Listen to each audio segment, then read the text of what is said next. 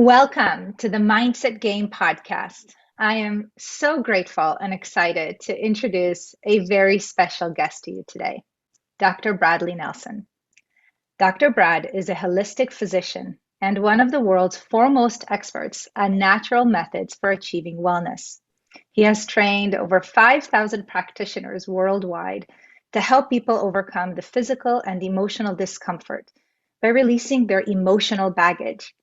His best-selling book, The Emotion Code, provides step-by-step instructions for working with the body's energy's healing power to understand, identify, and release trapped emotions that block us from wellness. Dr. Brad, welcome. It is absolutely a pleasure to have you here with us. Well, thank you so much for having me on. I'm really excited to be on your show. Would you be willing to share with us a little bit about your story? How did you get into this line of work? Well, it's been a really interesting ride. It started when I was 7 years old, and I was really sick with the measles. And I knew the plan. I'd overheard my parents talking, and I knew the plan was that next day I was going into the hospital into something called Dr. an Bradley oxygen Nelson. tent. And I was really sick.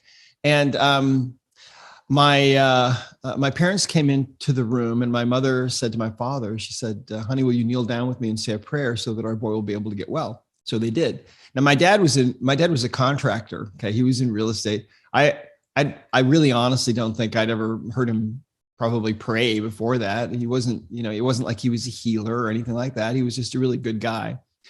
And so he did. They knelt down by the side of the couch where they'd made a bed for me, and my dad's offering this prayer for me so that I'll be able to get well. And in the middle of this prayer, this short prayer, I had this change that happened suddenly.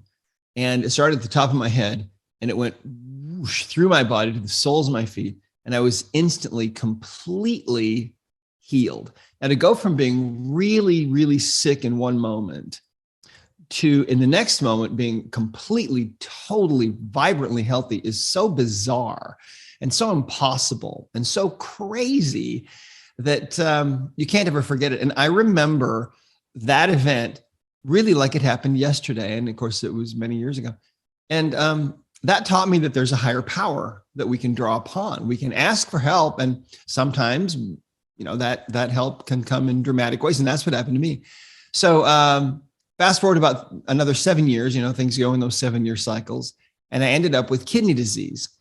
And I mean, I would get pains in the back, like I was being run through with a sword. It was just unbelievable. And my parents took me to the hospital, and they ran all these tests, and they told my parents I had kidney disease. And I found out later that they told my parents that I had about a 50-50 chance of surviving, but there was nothing they could do for me. They didn't do kidney transplants back in those days. And but my kidneys were dying, basically. So my parents took me to see these old-time holistic healers that worked out on the edge of town in a trailer house in the middle of a wheat field. And they started working on me, and my body started responding immediately. And they weren't giving me pharmaceutical drugs. It was nothing like that. They were just realigning things in my body and doing exactly what my body needed. And within a few weeks, I was feeling completely better. My folks took me back to the hospital. They ran all the tests, and they said, well, it's a spontaneous remission. Okay, whatever we did must have worked. But they hadn't actually done anything. I knew in my heart, sometimes we just know things. And I knew that what they had done was exactly what I needed. So I decided that's what I wanted to do with my life, is go into the healing arts. And so then I got distracted and got involved in computers and programming.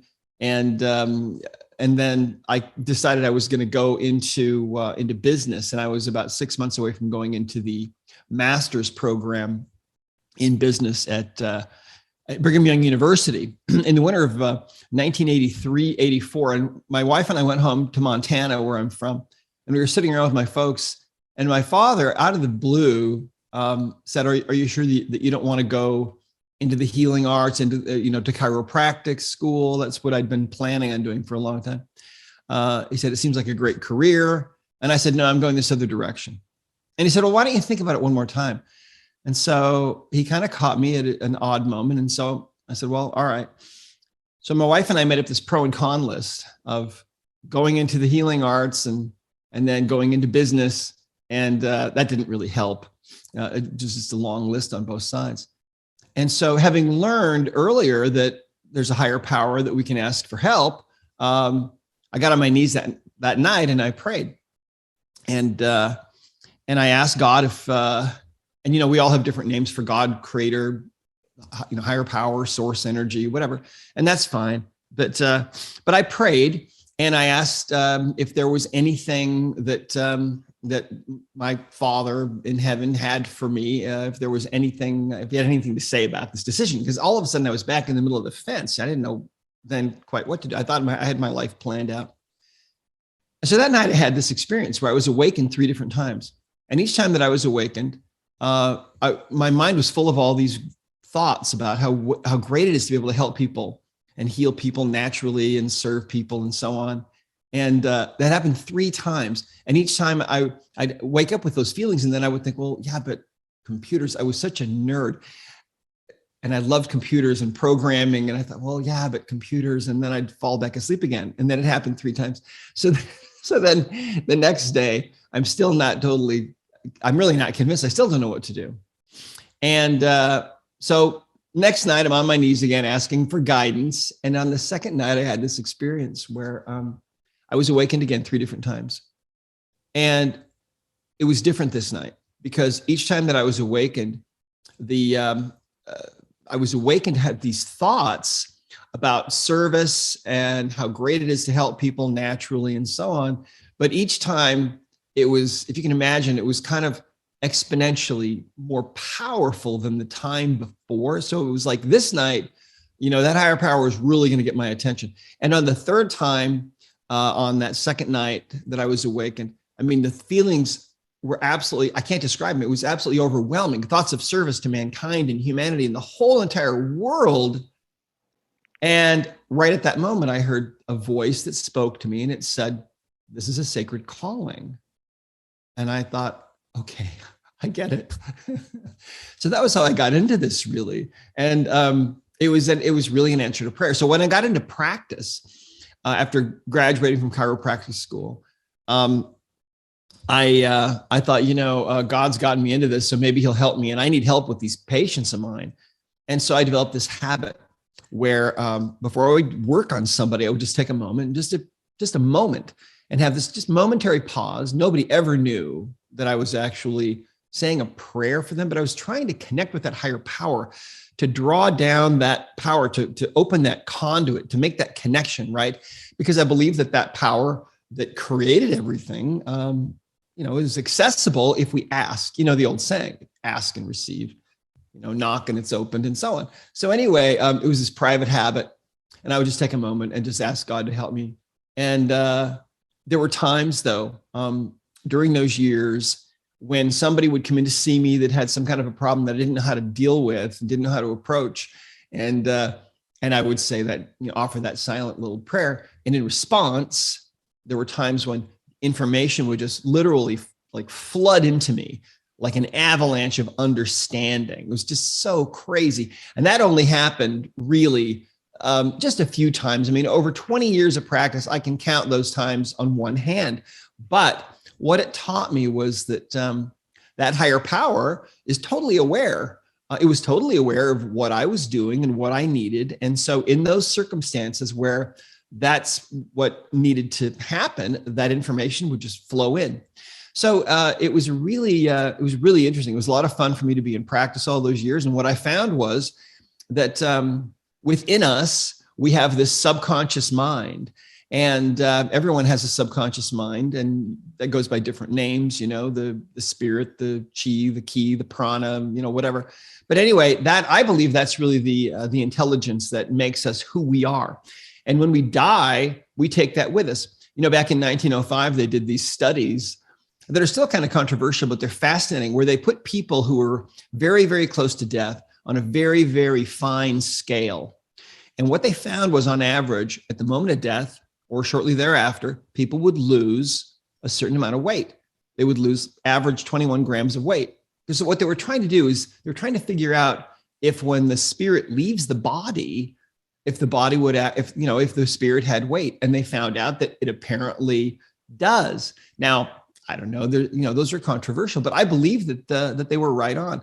So we have this spirit within us that's really who we are, and it's always been alive, and it lives after we die. Right now we're in this physical state where we're spiritual beings having this physical experience. But anyway, what I learned is that that subconscious mind or that spirit within us is very, very willing to give up information. If you ask questions, it will give you answers. And so that's all the work that I've brought into the world, or that I've been, trying to bring into the world with the emotion code and the body code, is based on that fundamental premise that everyone has all the answers within them.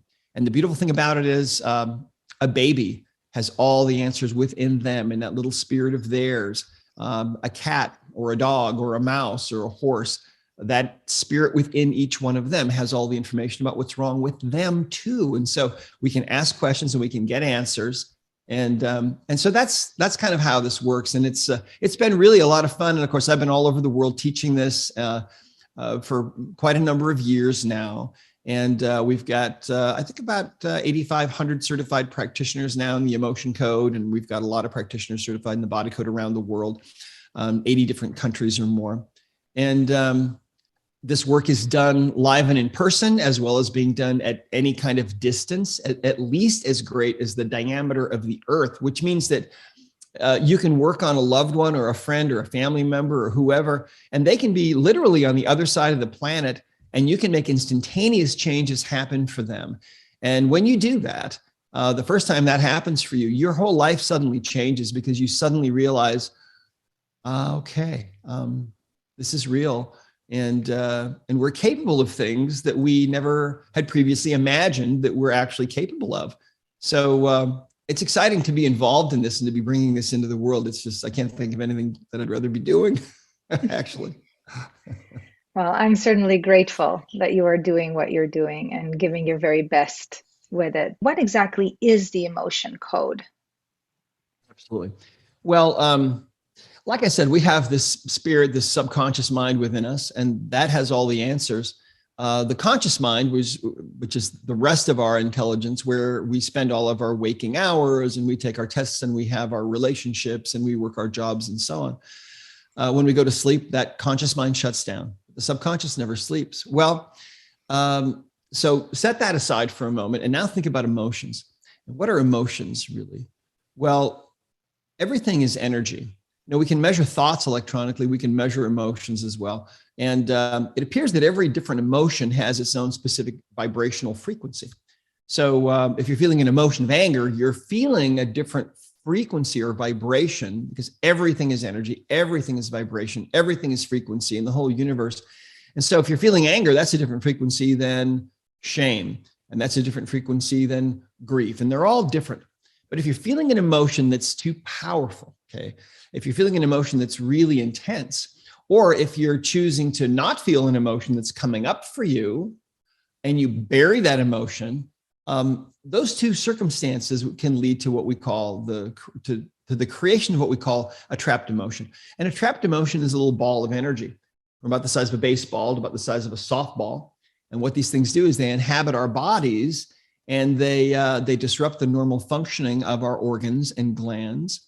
And they interfere with our ability to really be as healthy as we otherwise could be.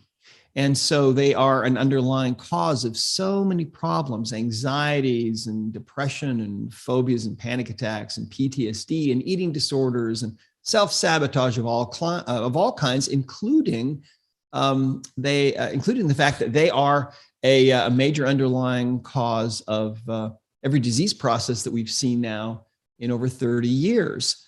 So think about this. Emotional baggage, you might call it, is a significant underlying cause of things like cancer and things like infertility and digestive disorders and asthma and so on. Every disease process that we've seen in 30 years or so has had an emotional component to it. Now, Western medicine is missing this emotional component. And the emotion code is just a really, really simple, easy way that anyone can learn that enables anyone to identify and remove that emotional component from their body. So that when they do that, we have anecdotal stories, of course, from people all over the world, as well as hard research that shows that things like depression and anxieties and phobias and things like that get better. And not only that, but one of the most amazing things that I found when I was in practice is that 90% of the physical pain that people have is actually because of their emotional baggage. And so if you think about that, 9 out of 10 people that are suffering from pain right now are experiencing that pain because of trapped emotions, because of emotional baggage. And if you find and remove that emotional baggage, which usually just takes a few minutes, that pain, which sometimes has been going on for decades, can just suddenly disappear.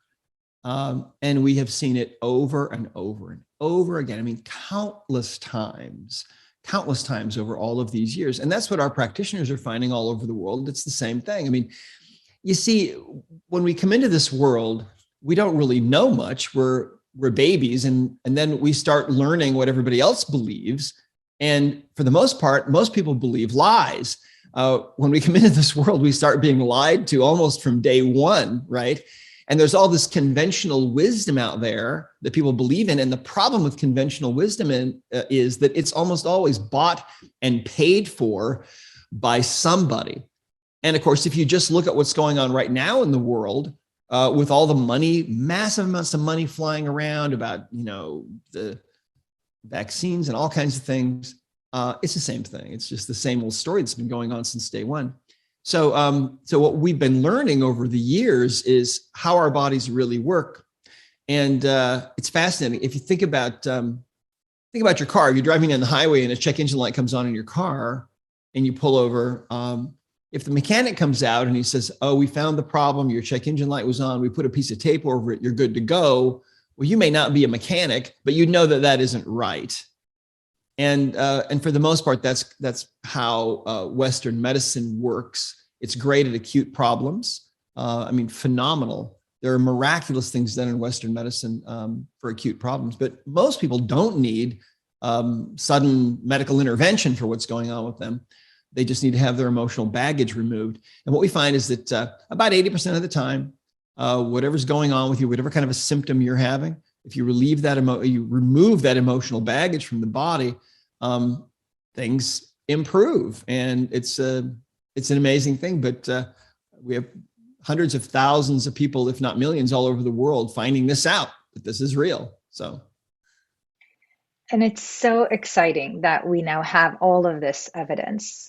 I recall, in the Journal of the American Medical Association that they said 60 to 80% of primary care physician visits are stress related, where there's so much research now about the mind-body connection. We really can't deny it. Yep. And so if you would be willing to share a little bit now around the connection between the trapped emotions and limiting beliefs that we have. I know you mentioned earlier that those trapped emotions can lead us to self-sabotage or create habits that are no longer serving us. So would you be willing to share a little bit about that? Absolutely. Well, what happens to us is that, think about it this way. I worked with a dancer once. I've worked with lots of different people, lots of different athletes, but this particular young woman comes to mind. She was injured dancing. And even though she healed physically, she had emotional baggage from having this injury on the dance floor, where it was, she had really hurt her ankle and it was incredibly painful, right?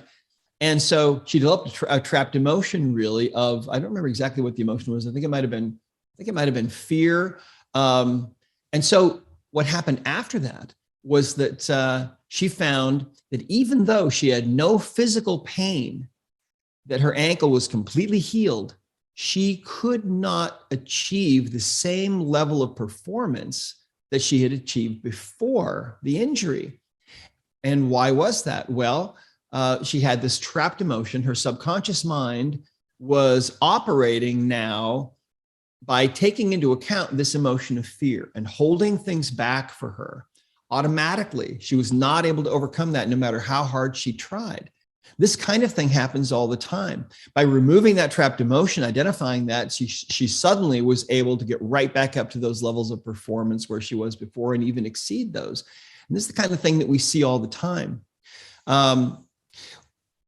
Think about food and about people's behaviors with food and all of the emotional eating that people experience. One of the things that people can do with the emotion code, there was a man named Enrique that came to one of our seminars, and he told us this story, and a lot of other people have done this as well. What he did, he weighed about 360 or so pounds, and he had tried all kinds of different diets to lose weight. And, if he went on some kind of a crash sort of a diet, he would lose some weight, but it would come back on again. He didn't really know what to do. And of course, he was an emotional eater. So when he read the Emotion Code book, he decided he was going to put it to the test. And what he did is whenever he would have a craving to eat this whole pan of brownies or to eat both pizzas or whatever it was, he would stop and he would use the Emotion Code. And he would tap into his subconscious mind and ask a question like, do I have a trapped emotion right now that is triggering this feeling for me that I need to eat all of this? And he would find a trapped emotion and he would release it. That process takes about a minute for most people once they learn how to do it. And what he found is that then that urge would pass.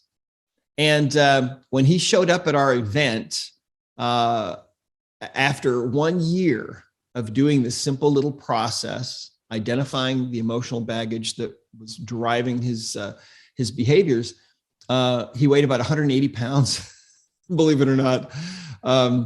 He had lost a whole nother person over that year. So that's a really great example of how our emotional baggage can drive us in directions that we really may not want to go in. One of the most fascinating things about the Emotion Code, really the most powerful thing about it, is this information about the heart, and how what we have found is that the subconscious mind, when you feel like your heart is going to break, and most of us have felt that at one point or another. Do you remember ever feeling that yourself? Mm-hmm. Yeah, Absolutely. Me too. When you feel that sensation, what's happening is your heart is really under attack. It's under assault. And so the subconscious mind will put up a wall around that heart. And that wall is made of layers of your emotional baggage. And so we call it a heart wall. And what happens is when you have a heart wall, it makes it much more difficult for you to really find love. It makes it more difficult for you to feel love, to connect with other people, to really feel happy. It makes it easier to feel negative emotions, hard to feel positive ones. It makes you feel isolated from other people and kind of disconnected from people. And we find that about 93 people, about 93 people out of 100 have this phenomenon going on. And since this whole COVID thing happened, it might even be a little more than that. I don't know. But when that wall is taken down, all of a sudden, people find that love sometimes just flows into their life spontaneously. And or that house that they've been trying to sell for a year suddenly starts getting offers. I mean, it's really an amazing phenomenon. Creative ideas start to flow for people that in ways that they never used to flow, because you see, the heart really is a brain, as you know very well, right? And when you've got that wall of emotional energy, all those negative emotions surrounding the heart, it's kind of like your heart's been moved into a bunker. And maybe that happened when you were 3 years old, or maybe in junior high, or when you went through your first divorce. And now, if you're wondering why it's so hard for you to attract the right person into your life, or to achieve what you want to achieve, or if you wonder, why doesn't life work better for me? Why is it so difficult? That is where you need to go. You've got to look at this to see if you've got this wall around your heart. And you can do this yourself. You don't have to hire somebody to do it, although we have, like I said, thousands of practitioners. You can go to discoverhealing.com. We've got a map of the whole world, and you can find somebody there that can do this for you, or you can do it yourself. You can get the book. It's on Amazon, all the bookstores, and all the instructions are in there how to do this. And so many people's lives have been changed all over the world. And that's really a big piece of what is driving this. People, I think, sometimes wonder, well, this emotion code, why is this such a phenomenon all over the world. Why is this still going after all these years? Usually, 99.999% of books are dead on arrival. This book, there's something different about it. And that's what it is. It's that people use it, they try it out and they find out, oh my gosh, this actually does work. My back pain is gone, or my neck pain is gone, or suddenly I don't have insomnia anymore, or my depression is gone. My gosh, I was going to kill myself yesterday. I feel so much better. All those kinds of things. But the icing on the cake really is about love. See, that when you start to remove that emotional baggage from your heart, what it does is it changes your ability to love. And we've had people who have told us that for the first time in their life, they actually know how to love. Some people have told us that they didn't really know what it meant to love. They didn't know what that feeling felt like until that wall's taken down. And then suddenly that organ, that heart, that beautiful organ that is the core of our being, suddenly is open to the world and unlocked. And now things start being attracted into our lives that we really want. And so anyway, there's a whole lot to this, but it's really a lot of fun. So anyway. It is. It's fun, Dr. Brad, and it is empowering because I believe that many people out there are walking around in a suffering state, feeling very much a victim to what's going on in their world, in their relationships, in their career, and so on. And this is really about, here's something that you can do. You can hire someone or you can do yourself to be liberated from some old program, some old baggage, to free you to access that intuitive guidance, that guidance that guided you towards this incredible, divine, if I may call it that, purpose that you are fulfilling, this mission. And it can be so much easier to live without the heavy weight of those emotions, almost metaphorically, like removing some rocks from a heavy backpack. It just is so much easier. And so I really do invite people to engage with your work, to see for themselves what difference it makes. Would you be willing to share just a little bit? I know this is all in the book. And by the way, the book is incredible. I read it on a flight to Israel, couldn't put it down. I didn't even sleep. I read it the whole way. It was fantastic. And I think some of the people listening now are saying, Dr. Brad, can you tell me a little bit about what is this? How can I do this? Maybe some instructions that, simple ones that we can share on a podcast like this. Sure, absolutely. Well, first of all, in order to find your emotional baggage, you have to have a way to tap into the subconscious mind. And that might sound really difficult, and it might sound like you need all kinds of expensive equipment. And that is not the case at all, luckily for us. The subconscious mind is very easy to get answers from. One of the simplest methods that you can use is what we call the sway test. And if we have about 3 minutes, I think I can probably walk people through how to do this. Absolutely. Thank you. Okay. All right, great. So here's how this works. If you think about a plant that is growing near a window, the plant is going to grow towards the light coming in from the window, right? They've done studies where they found that plants will actually grow away from a speaker that is playing really harsh negative music. Even when normally the plant will grow straight up, it'll bend away from those sounds. Well, the human body is like a plant, more complex probably than a plant, but we have those same innate abilities to respond to positive or negative input, right? And so your body, if you're standing upright and you've got your hands down by your sides and you're just standing there very relaxed, if you're thinking thoughts of truth or positivity or congruency, your body will tend to sway forward. On the other hand, if you're holding thoughts of negativity or falsehood or incongruency, your body will tend to sway backward. And that's your subconscious mind either trying to move you forward toward good things or backward away from bad things. And so let's do this really quickly, and I'll show you how this works. We call this the sway test. This is one of the ways that you can tap into the subconscious mind, and it usually works every time, actually, for most people. Okay, so if you just stand up, and now if you're sitting on a chair, you can just sit on the very edge of the chair. That can also work. But if you can stand, I recommend that. So stand up, drop your hands down to your sides, close your eyes, take a breath, let it out, and just stand there very, very relaxed. And what we're going to do here to demonstrate this is we're going to start out with with something that's negative. And we're going to start with something that's probably the most negative thing that happens on the planet, something we've heard of all of our lives. But I'd like you to think for a moment about war. Okay, so just stand there, close your eyes. And as you're standing there, I'd like you to think about war. You know, we've heard that word all our lives. There's war going on everywhere at some point or another. But I'd like you to think about what really goes on in war for a moment. What's really happening when there's a war going on? What are people doing to other people? What's really going on a human level? What are people really doing to other people? What's happening to villages? What's happening to cities? What's happening to families? Think of all the tears that have been shed over all the wars that have been fought in this world over all these centuries.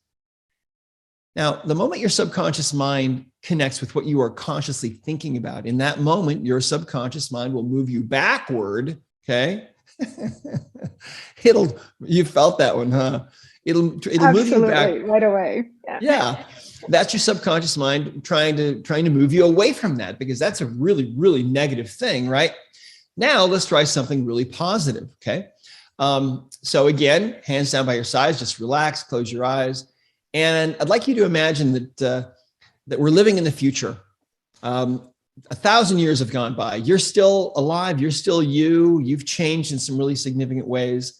You're now surrounded with this unconditional love that fills the world. But even more than that, you have grown in your ability to give love. In fact, your heart now is capable of giving unconditional love for all beings. And in fact, right now, that love that fills your heart is so big, your heart can't even contain that love, and it expands out from your heart and it fills the immensity of space. I mean, imagine that. What would that be like? What would that feel like to be that kind of a being? Now, if you're right on your tiptoes with this one, that's your subconscious mind trying to move you, right? I can see you moving. That's your subconscious mind trying to move you toward that potentiality, because that is a potentiality for all of us, right? Yeah. You felt that one, didn't you? Oh my goodness, right away. Yeah, thank you, Dr. Brad. Wow. Yeah. So what you can do with that kind of test is the sway test. You can just stand and arms down by your sides and eyes closed, and you can ask questions of your subconscious mind. Like, do I have a trapped emotion? Your body will probably sway forward. Do I have a heart wall? You may go forward as well. And then what we have is a very simple flow chart in the book that shows you how you ask questions like this and get answers, and you can zero in very rapidly to a trapped emotion and release it. And that's a simple way. There are lots of other ways of getting answers from the subconscious mind, including using things like a pendulum or a bobber, or there's lots of different muscle tests you can use. And we teach a lot of those in the book. Thank you for taking us through that. Thank you for taking me through that. I mean, I felt it right away, and it does work. And so once again, I invite all of our listeners to engage. And if there's any skepticism, just suspend disbelief enough to practice it. And then you will know what is true for you. And of course, there is a wealth of evidence, as you suggested, as you mentioned, to validate that every single word that you shared is true. And, as well as being a trainer with the Institute of Heart Math, there absolutely is information in the field around our body. And so when your parents knelt down and prayed for your well-being, when you asked for that guidance, that information was able to come through your heart, travel up to your brain where it became conscious, and then you felt inspired to take that action. And boy, am I glad you did, because so many of us have benefited from that. So once again, thank you for sharing with our world and giving of your time for our listeners and everyone who really is ready to release that baggage. They're ready to make that choice for themselves. Well, you're absolutely so welcome. Thank you so much for giving me this opportunity to be on your show, and hopefully we'll do it again. Absolutely. And would you be willing to share with us, how can people learn more about the emotion code, get certified with you? Where can they go? Sure. Well, our main website is at discoverhealing.com. And there's information there about certification and about all the work that we do, about the body code, which is a more advanced system where you can find any kind of imbalance going on in the body, not just emotional baggage. But we start with emotional baggage because that's the most common kind of imbalance that everybody suffers from. So right, discoverhealing.com. And of course, we've got lots of stuff on YouTube at our Discover Healing channel. I've got some personal stuff at my blog at drbradleynelson.com. That's drbradley, Bradley, Nelson.com. And of course, we have Discover Healing and Dr. Bradley Nelson channels on Twitter and Facebook and so on. So yeah, it's hard to miss. It's all out there. So thanks for listening. It is, and it's all good stuff. I've had the pleasure to read and listen to much of the content, and it is extraordinary and very, very helpful and practical. So once again, thank you, Dr. Brad, for Thank your you. time with us today and for all the good healing that you help people create for themselves in our world. Thank you. God bless you. And thank you all for listening.